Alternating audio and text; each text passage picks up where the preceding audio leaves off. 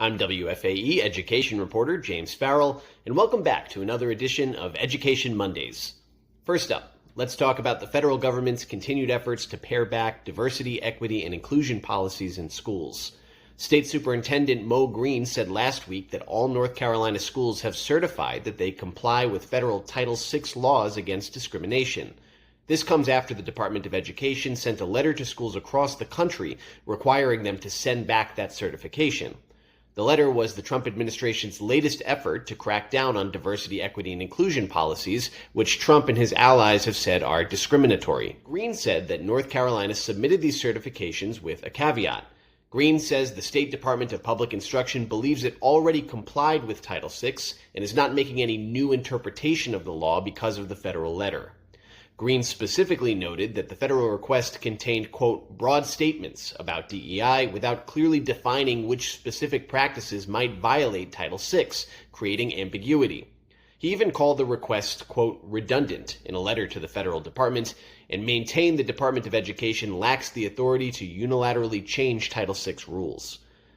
Green maintained that the state's schools will continue to work to, quote, ensure fairness, remove barriers to opportunity, and make decisions based on merit and need. The federal letter, for context, stated that using DEI programs to advance one race over another is, quote, impermissible.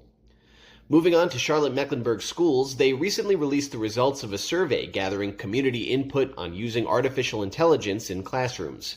The district received over 10,000 responses, and they suggested general openness to using AI in the classroom. According to the report, a majority of respondents want to see more AI use in education. However, opinions varied on how to implement it. About 36% favored a thoughtful, incremental approach, while 18% called for bolder changes. Interestingly, 35% were unsure or had mixed feelings. The report highlighted a common sentiment that AI use is a reality whether the district actively engages with it or not.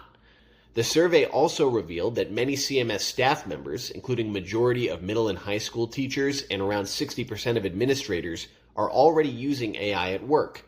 Despite the openness, concerns were also expressed, particularly about academic integrity and the technology's impact on interpersonal skills. CMS plans to develop a vision and guiding principles on how to use AI by July. Finally, some new enrollment forecasts for North Carolina public schools paint an interesting picture. Demographic researchers at UNC Chapel Hill's Carolina Demography projected that the percentage or share of students attending traditional public schools will decline by 2030. While traditional public enrollment may stay relatively stable numerically, their share is expected to decrease when compared to private and charter schools. This projected decline in share is expected to be even sharper when factoring in the impact of the state's recently expanded private school voucher program known as Opportunity Scholarships. Nathan Dollar, Carolina Demography's director, noted that in the models that include vouchers, nearly all counties see declines in the share of students in public schools, and some declines are quite steep.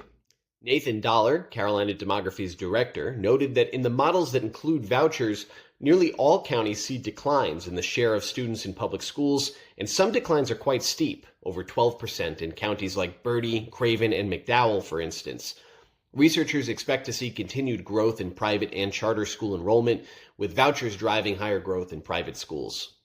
For Charlotte-Mecklenburg schools specifically, they are projected to see a significant numeric growth by 2030, almost 10,000 students.